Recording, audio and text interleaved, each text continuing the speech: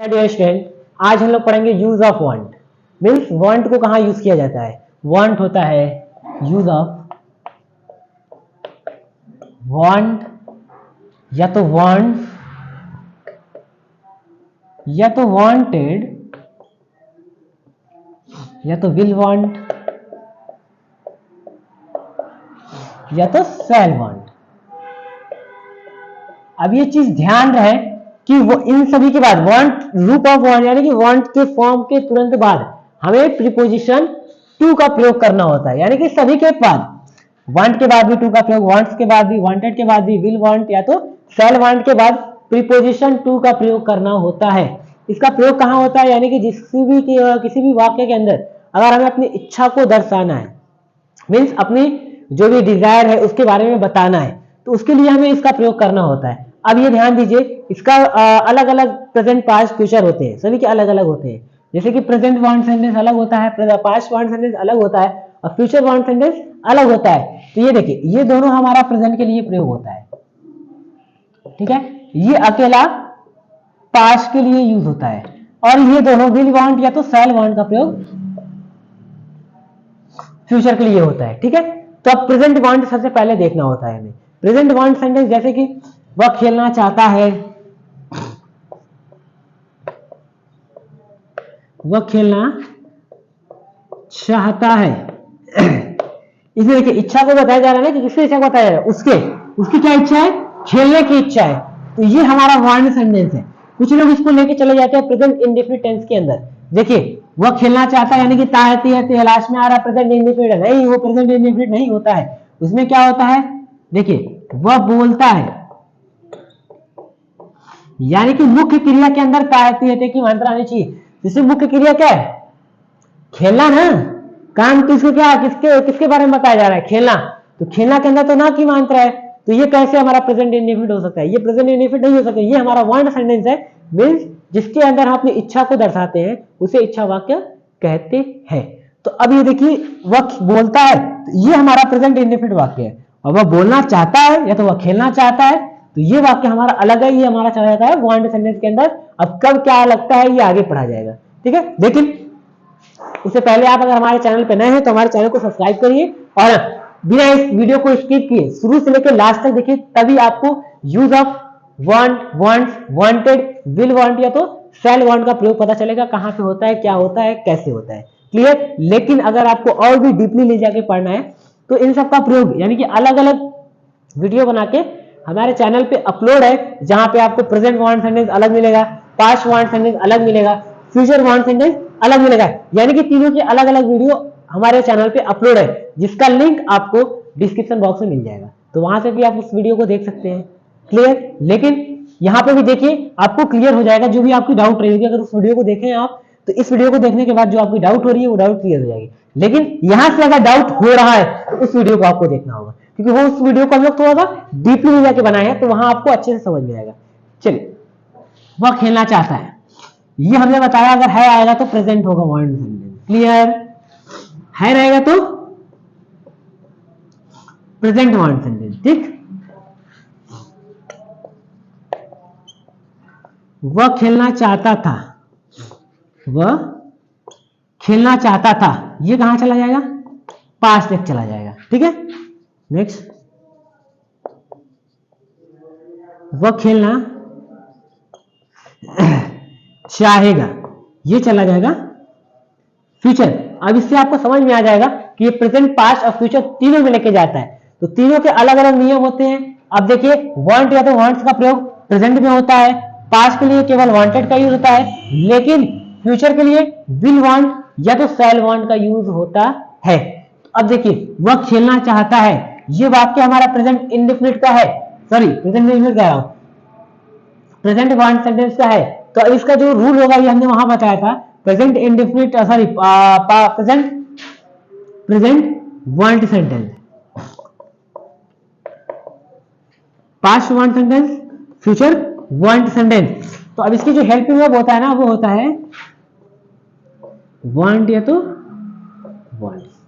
तो अब यहां पे क्या लगेगा, अगर सब्जेक्ट सिंगुलर होता है तो वहां वांट्स का प्रयोग करते हैं, यानी कि हल्का सा ये लेके जाता है प्रेजेंट इंडेफिनिट में, लेकिन पूरी तरह से ये प्रेजेंट इंडेफिनिट का वाक्य नहीं होता है, इसका ध्यान रहे। तो सिंगुलर सब्जेक्ट के साथ वांट्स का प्रयोग करते हैं, प्लूरल सब्जेक्ट के साथ वांट का प्रयोग करते हैं। तो ही वांट्स टू प्ले। अगर इसी वाक्य को नेगेटिव बनाना हो तो क्या करेंगे? इसी वाक्य को नेगेटिव बनाना हो तो क्या करेंगे?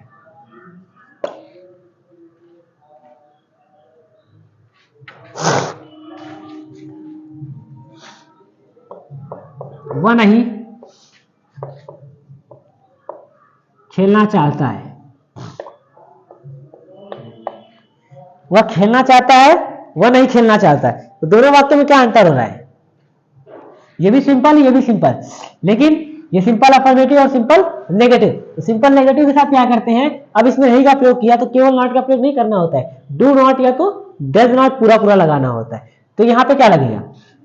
ही के साथ क्या लगेगा? डू नॉट लगेगा, डज नॉट लगेगा? आपको ये पता हो रहा है क्योंकि आपने टेंस पढ़ा है अच्छे से। तो ही के साथ does not, he does not want to play. Clear? Ram बताना चाहता है, Ram wants to tell. Ram नहीं बताना चाहता है, Ram does not want to tell. मैं बोलना चाहता हूं, आई वांट हो जाएगा ना, यहां पे वांट्स तो होगा नहीं। आई वांट टू स्पीक, मैं नहीं बोलना चाहता हूं, I do not want to speak. तो ये हमारा सिंपल सेंटेंस क्लियर है। लेकिन अगर इसी वाक्य को इंट्रोगेटिव में लेके चले जाएं, इंट्रोगेटिव सेंटेंस यानी कि जिसमें लोग सामने वाले से क्या करते हैं, क्वेश्चन करते हैं। तो क्वेश्चन करने का तरीका हमारा कितना होता है? दो होते हैं। कौन कौन सा होता है? यस नो टाइप और WH टाइप। तो पहले यस नो टाइप का एग्जांपल देखिए, जैसे कि यही सेम एग्जांपल, क्या वह खेलना चाहता है, क्या वह खेलना चाहता है। देखिए जब क्या शब्द से यूज करके क्वेश्चन करता है तो वो हमारा बन जाता है यस नो टाइप। तो क्या वह खेलना चाहता है, तो अब यहाँ पे क्या शब्द बाहर आया है ना, तो इस वाक्य की हेल्पिंग वर्ब को बाहर लगाना होगा। तो इस वाक्य की हेल्पिंग वर्ब वांट या तो वांट्स तो होती है, लेकिन वहां पे क्या शब्द की इंग्लिश हमें डू या तो डज लगाना होता है। तो अब यहाँ पे वह के हिसाब से क्या लगाना होगा? Does. Does you want to play. अब यहां देखिए, अब यहां सिंगुलर है तो यहां वांट्स का प्रयोग नहीं करते हैं, यहां केवल वांट का प्रयोग करना होगा, क्योंकि यहां हमने डज का प्रयोग किया गया है, इसलिए यहां पे यस या तो ईएस का प्रयोग करना गलत माना जाता है। ठीक, नेगेटिव क्या बनेगा? क्या वह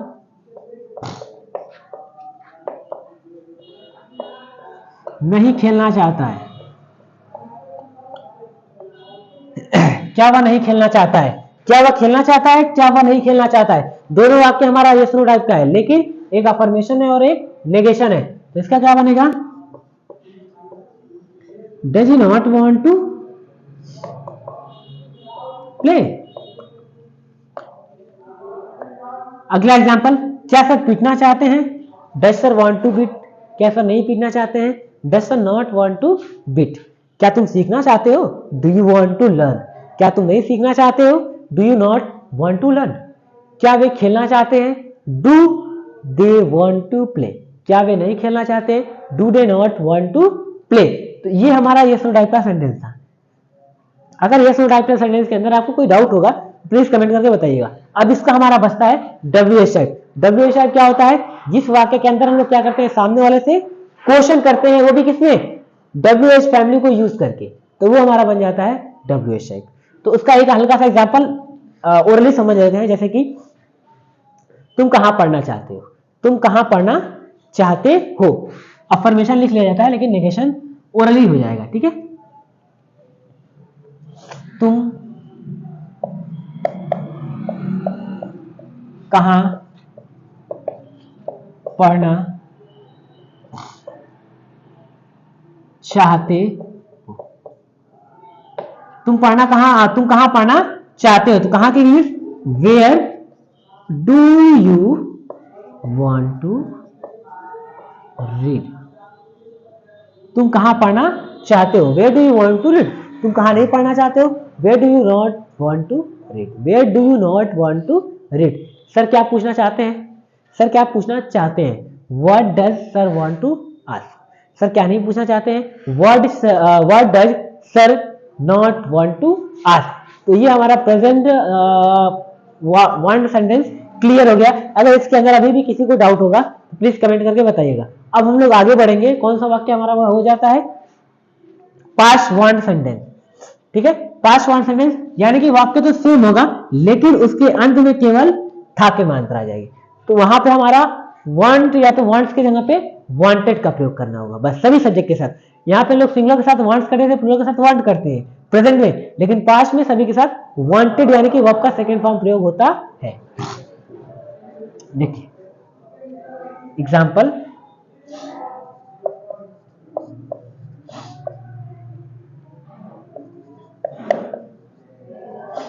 राम बोलना चाहता था। राम बोलना चाहता था, क्या बनेगा इसका? Ram wanted to speak. अगर नेगेटिव बनाना हो तो राम नहीं बोलना चाहता था। तो क्या करेंगे? राम प्रेजेंट में नेगेटिव के लिए डू नॉट या तो डज नॉट लगाते थे, तो इसमें क्या लगेगा? Did not. Ram did not want to speak. Clear? Sita खाना बनाना चाहती थी, Sita wanted to cook food. Sita खाना नहीं बनाना चाहती थी, Sita did not want to cook food. मैं बोलना चाहता था, आई वांटेड टू स्पीक। मैं नहीं बोलना चाहता था, I did not want to speak. Clear? अब यहाँ देखिए डिड नॉट के साथ फर्स्ट फॉर्म लगेगा यानी कि वांट। अगर डिड नॉट का प्रयोग नहीं करेगा, पास्ट इंडेफिनिट में हल्का सा टेंस लेके जाता है, तो वहां हमें वर्ब का सेकंड फॉर्म यानी कि वांट का सेकंड फॉर्म होता है वांटेड का प्रयोग करना होता है। अब इसका इंट्रोगेटिव वाक्य, जैसे कि इसी वाक्य को परिवर्तन कर लेते हैं, जैसे कि क्या राम बोलना चाहता था। क्या राम बोलना चाहता था, तो did Ram want to speak. क्या राम नहीं बोलना चाहता था? Did Ram not want to speak. क्या सर पूछना चाहते थे? Did sir want to ask. क्या सर नहीं पूछना चाहते थे? Did sir not want to ask. तो ये हमारा यस नो टाइप वाक्य था, लेकिन इस वाक्य को डब्ल्यू एच टाइप में परिवर्तन करते हैं, तो उसके अंदर क्या करना होता है? क्या को बीच में लेके चले जाते हैं, या तो उसको डब्ल्यू एच फैमिली में लेके चले जाते हैं, और डब्ल्यू एच फैमिली में से किसी शब्द को क्या, क्यों, कब, कहां, कितना, कितने को यूज करके क्वेश्चन करना होता है। जैसे कि राम क्यों बोलना चाहता है। राम क्यों बोलना चाहता है, क्यों सब यहां बीच में आ गया ना, तो क्यों की English why. Did Ram want to speak. इसका नेगेटिव क्या बनेगा? राम क्यों नहीं बोलना चाहता है, तो why did Ram not want to speak. Why did Ram not want to speak. इसका एक और एग्जांपल ले लीजिए, जैसे कि सीता कैसे सीखना चाहती थी। सीता कैसे सीखना चाहती थी। How does Sita want to learn. Sita कैसे नहीं सीखना चाहती थी। हाउ डिड, सॉरी डज नहीं होगा, डिड होगा ना। सीता कैसे सीखना चाहती थी, how did Sita want to learn. Sita कैसे नहीं सीखना चाहती थी, how did Sita not want to learn. Clear? तो अब हमारा बच जाता है फ्यूचर वांट सेंटेंस, यानी कि जिसके अंदर हमें विल वांट या तो शैल वांट को यूज करके क्या करना है? क्वेश्चन करना है। एग्जाम्पल, राम बोलना चाहेगा। राम बोलना चाहेगा, तो क्या बनेगा? Ram will want to speak. Ram नहीं बोलना चाहेगा, क्या बनेगा? Ram will not want to speak. मैं सीखना चाहूंगा, I will want to learn. मैं नहीं सीखना चाहूंगा, I will not want to learn. अगर इसको इंट्रोगेटिव में लेके चले जाए, जैसे कि क्या राम बोलना चाहेगा। क्या राम बोलना चाहेगा, तो क्या करेंगे? विल को केवल यहां रख देंगे। Will Ram want to speak. क्या राम नहीं बोलना चाहेगा, तो will Ram not want to speak. क्या सर पढ़ाना चाहेंगे? Will sir want to teach. क्या सर नहीं पढ़ाना चाहेंगे? Will sir not want to teach. तो ये तो हमारा यस नो टाइप था, लेकिन अगर इसको डब्ल्यू एच टाइप में लेके जाना है, एग्जाम्पल जैसे कि वह कहां बोलना चाहेगा। वह कहाँ बोलना चाहेगा। तो क्या बनेगा, where will he want to speak. वह कहाँ नहीं बोलना चाहेगा, where will he not want to speak. Clear. Next, sir क्या पढ़ाना चाहेंगे, what will sir want to teach. Sir क्या नहीं पढ़ाना चाहेंगे, what will sir not want to teach. तुम क्यों सीखना चाहोगे, why will you want to learn. तुम क्यों नहीं सीखना चाहोगे, why will you not want to learn. तो ये हमारा फ्यूचर वर्ड सेंटेंस था। तो अभी भी अगर किसी को इसके अंदर डाउट होगा तो प्लीज कमेंट करके बताइएगा। And don't forget to subscribe our YouTube channel Nagma learning institute.